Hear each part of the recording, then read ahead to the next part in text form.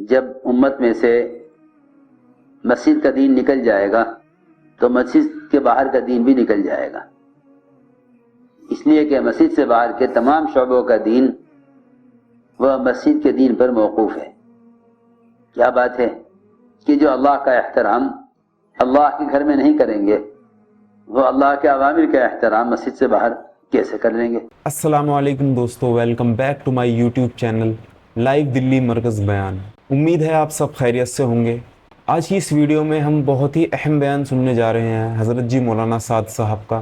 اگر آپ نے چینل کو سبسکرائب نہیں کیا ہے تو چینل کو سبسکرائب کر دیں اور ویڈیو کو لاسٹ تک پورا دیکھیں۔ حضرت جی مولانا سعد صاحب کا بہت ہی اہم بیان ہے۔ چلو سٹارٹ کرتے ہیں، ویڈیو کو بس لائک کر دیں۔ جب امت میں سے مسجد کا دین نکل جائے گا تو مسجد کے باہر کا دین بھی نکل جائے گا، اس لیے کہ مسجد سے باہر کے تمام شعبوں کا دین وہ مسجد کے دین پر موقوف ہے۔ کیا بات ہے کہ جو اللہ کا احترام اللہ کے گھر میں نہیں کریں گے وہ اللہ کے اوامر کا احترام مسجد سے باہر کیسے کر لیں گے؟ لوگوں نے مسجد اور مسجد سے باہر کے ماحول کو برابر سمجھ لیا، حالانکہ صحابہ کے زمانے میں بازار مسجدوں کی طرح تھے، اس زمانے میں مسجدیں بازار کی طرح ہیں۔ اتنا فرق ہوا۔ صحابہ کے زمانے میں بازار مسجدوں کی طرح تھے، اس زمانے میں مسجدیں بازار کی طرح ہیں۔ اگر بازار میں جاؤ، بازار والی مسجد میں، تو یہ نہیں پتا چلے گا بازار کی دکانوں کو دیکھ کر کہ مسجد کا دروازہ کون سی دکان کے پیچھے ہے۔ مسجد کا دروازہ تلاش کرنا پڑتا ہے بازار میں کہ کس طرف کو مسجد کا دروازہ ہے۔ حالانکہ صحابہ مسجدوں کے قریب گھر اور دکانوں کو لانا انتہائی برا سمجھتے تھے۔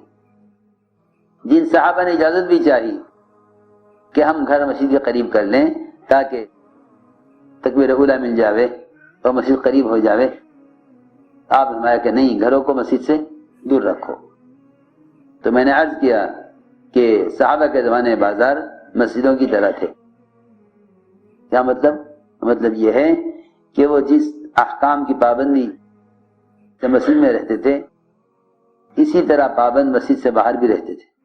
مسجدوں کے اندر آوازیں بلند کرنا یا مسجد میں کسی کو آواز سے بلانا یہ اتنا برا سمجھا جاتا تھا، اتنا برا سمجھا جاتا تھا کہ عمر رضی اللہ تعالیٰ عنہ ایسا کرنے والوں کو فرماتے کہ اس کو مسجد سے باہر نکال لو، مسجد سے اس کو باہر نکال لو۔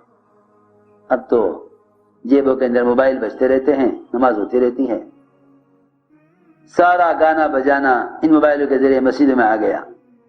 حالانکہ ایسے آدمی کو چاہیے نماز توڑ دے اور موبائل بند کرے، ورنہ دوسروں کی نماز کے خلل کا گناہ اس شخص کو ملے گا جس کی جیب موبائل بج رہا ہوگا۔ سارے نماز کی بے ادبی کا اور سارے نمازیوں کے نماز کے خلل کا گناہ تنہا اس شخص کو ملے گا۔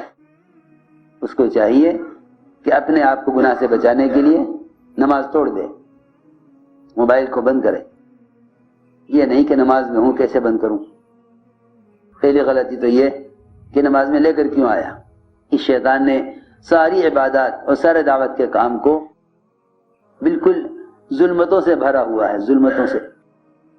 تو میری بات یاد رکھیں، ظلمتوں سے بھرا ہوا ہے۔ ساری عبادات کا نور سلب کر لیا ان آلات نے، سلب کر لیا ان آلات نے۔ ایسے بھی ممالک ہیں جہاں لوگ چاہتے ہیں کہ جب نماز ہو تو امام ہمیں نظر آوے، جب نماز ہو تو امام نظر آوے۔ تصویریں لگا دی، اسکرین لگا دی ہے مسجد میں، ہر سب والے دیکھیں امام، ہر سب والے امام کو خطبہ دیکھیں، امام کو دیکھیں۔ ساری عبادات کا نور سلب کر لیا ہے ان جدید آلات اور ذرائع نے۔ ایسے بے عقل ہیں، ایسے بے عقل ہیں، اس کو ترقی سمجھتے ہیں، حالانکہ ہلاکت کی طرف جا رہے، حالانکہ ہلاکت کی طرف جا رہے، اس ترقی سمجھتے ہیں۔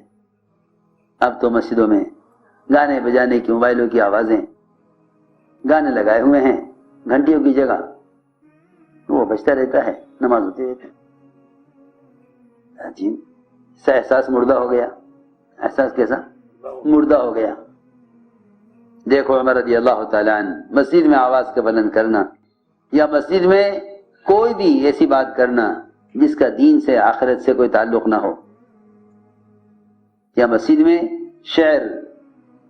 شاعری کرنا، ایسے اشعار جن سے دین کا کوئی فائدہ نہیں ہے، ورنہ حضور اکرم صلی اللہ علیہ وسلم نے اپنے شعراء صحابہ سے اشعار مسجد میں بھی سنے ہیں، ایسے اشعار جن سے دین کا کوئی فائدہ نہیں، اور گمشدہ چیز کا اعلان مسجد میں کرنا، اس کو صحابہ کے زمانے میں انتہائی برا سمجھا جاتا تھا۔ فرماتے ہیں صاحب بن یزید کہ میں سویا ہوا تھا مسجد میں، اچانک ایک آدمی نے، میں سویا ہوا تھا، اچانک ایک آدمی نے مجھے ایک کنکر اٹھا کے مارا، میں اس کنکر کی لگنے سے گھبرا کر اٹھا، اچانک دیکھا تو کنکر مارنے والے حضرت عمر بن خطاب تھے، حالانکہ آواز دے کر بھی اٹھا سکتے تھے، لیکن مسجد میں آواز نہیں دی۔ یہاں تو صبح سے شام تک چیختے ہیں، فلاں تو کہاں، تو کہاں، اور میں کہاں۔ حضرت عمر رضی اللہ عنہ نے اس سونے والے کو متوجہ کیا، اب ادھر بلانے کے لیے آواز نہیں دی، بلکہ کنکر اس کے پھینک کر ماری، اس سے وہ اٹھا، دیکھا تو مارنے والے حضرت عمر تھے، مجھے اشارے سے بلایا، جب میں اٹھ کے دیکھا میں نے کنکر مارنے والے کو، حضرت عمر نے مجھے بلایا، اور مجھے بلا کر پھر مجھ سے کہا کہ جاؤ یہ دو آدمی جو ہیں انہیں میرے پاس پکڑ کر لاؤ۔ چنانچہ فرماتے ہیں میں ان دونوں آدمیوں کو پکڑ کے لایا حضرت عمر کے پاس۔ حضرت عمر فرمایا تم کون ہو؟ ان دونوں نے کہا کہ ہم طائف سے آئے ہیں، یہاں رہنے والے نہیں ہیں بلکہ طائف سے آئے ہیں۔ حضرت عمر نے فرمایا اگر تم دونوں اس شہر کے ہوتے تو میں تمہیں سخت سزا دیتا، مسجد میں آواز بلند کرنے پر، سخت سزا دیتا مسجد میں آواز کے بلند کرنے پر۔ ایک روایت میں عمر رضی اللہ تعالیٰ عنہ نے مسجد میں ایک آدمی کی آواز سنی تو بار بار فرمایا غصے میں، ارے تجھے خبر بھی ہے تو کہاں ہے، ارے تجھے معلوم بھی ہے تو کہاں ہے، یہ معلوم بھی ہے تو کہاں ہے۔ یعنی عمر رضی اللہ تعالیٰ عنہ اس کے مسجد میں آواز بلند کرنے کو اتنا برا سمجھ رہے تھے کہ بار بار فرما رہے تھے ارے تجھے پتہ ہے تو کہاں ہے۔ فرماتے ہیں عبداللہ بن عمر رضی اللہ عنہما کہ عمر رضی اللہ تعالیٰ عنہ جب مسجد میں تشریف لاتے تو مسجد میں اعلان کرتے، زور سے فرماتے لوگوں سے کہ تم میں سے کوئی مسجد میں لا یعنی باتیں ہرگز نہ کرے، اور یہ فرماتے کہ مسجد میں بیکار باتیں اور مسجد میں لا یعنی باتیں کرنے سے بچو، اور یہ فرماتے کہ ہماری مسجدیں آوازیں بلند کرنے اور مسجد کے اندر لا یعنی باتیں کرنے کے لیے مسجدیں نہیں ہیں۔ عمر رضی اللہ تعالیٰ عنہ نے مسجد کی ایک جانب، مسجد سے باہر ایک چبوترا بنوایا تھا اور نام رکھا تھا اس کا بطیحہ، اور فرمایا کرتے تھے کہ جس آدمی کو کوئی دنیا کی بات، ضروری بات بھی کرنی ہو، کسی سے کوئی بات کہنی ہے، تجارت سے متعلق کوئی ضرورت کی بات کسی سے کرنی ہے، تو فرماتے تھے کہ جسے کوئی بات کرنی ہو یا کوئی شعر پڑھنا ہو یا آواز اپنی بلند کرنی ہو، اس کو چاہیے کہ وہ مسجد سے نکل کر اس چبوترے پر چلا جائے، مسجد کے اندر لا یعنی باتیں اور مسجد کے اندر شاعری اور مسجد کے اندر آواز بلند نہ کرے۔ ایک روایت میں طارق بن شہاب کہتے ہیں کہ عمر رضی اللہ عنہ کے پاس ایک آدمی لایا گیا جس سے کوئی جرم ہوا تھا، حضرت عمر اس کو سزا دینا چاہتے تھے، تو اس کو مسجد میں نہیں مارا، مسجد میں اس پر نہیں چیخے، مسجد میں اس کو کچھ نہیں کہا، فرمایا کہ اس کو مسجد سے باہر لے جاؤ اور باہر لے جا کے اس آدمی کو مارو، اس کو کسی جرم پر سزا دینی تھی، تو مسجد میں شور ہنگامہ نہیں ہونے دیا۔ آج کل تو لوگ یہ چاہتے ہیں مسجد میں ہنگامہ کرو تاکہ سارے مصلی ہماری طرف ہو جائیں، ایسے بے عقل ہیں، حالانکہ اللہ ناراض ہو جائیں گے پھر ہی کس کی حمایت دے لیں گے۔ عمر رضی اللہ تعالیٰ نے اس آدمی کو سزا دینے کے لیے حکم فرمایا. 2 آدمیوں سے کہا جاؤ اس کو یہاں سے لے جاؤ باہر, اور باہر لے جا کر اس کو مسجد سے باہر لے جا کر مارو. عبداللہ بن مسعود فرماتے ہیں کہ حضور نے دیکھا کہ کچھ لوگ مسجد میں قبلے کی دیوار سے ٹیک لگائے بیٹھے ہوئے ہیں فجر کی اذان اور اقامت کے درمیان. تو یہ فرمایا عمر رضی اللہ تعالیٰ نے کہ ملائکہ اور ان کی نماز کے درمیان, ملائکہ اور ان کی عبادت کے درمیان تم حائل مت ہو, رکاوٹ نہ بنو. یعنی قبلے کی دیوار سے ٹیک لگا کے بیٹھے, قبلے کی دیوار سے کمر لگا کر بیٹھے ہوئے تھے, اور تمہارے نے منع کیا اس طرح بیٹھنے سے کہ قبلے کی دیوار سے ٹیک لگا کر نہ بیٹھو, کیونکہ تم ملائکہ کی ان کی نماز کے درمیان حائل ہو جاؤ گے, یعنی رکاوٹ بنو گے. حابس بن سعد طائی مسجد میں داخل ہوئے تہجد کے وقت میں, صبح سویرے اذان سے پہلے, اور یہ صحابی ہیں حابس بن سعد طائی.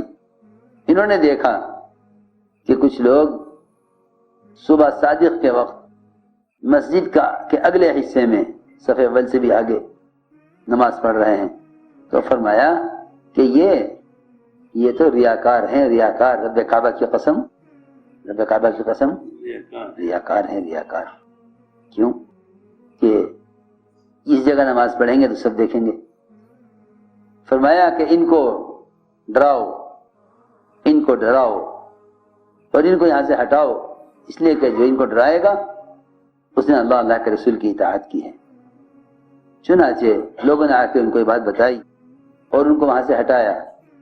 پھر یہ فرمایا کہ مسجد کے اگلے حصے میں, اگلی صف میں رات کو ملائکہ عبادت کرتے ہیں. ویڈیو کیسا لگا آپ کو اپنی رائے کمنٹ میں ضرور دیں. ویڈیو کو زیادہ سے زیادہ شیئر کریں, لائک کرنا نہ بھولیں. اگر چینل کو سبسکرائب نہیں کیا ہے تو آپ سے گزارش ہے جلد سے جلد چینل کو سبسکرائب کر دیں.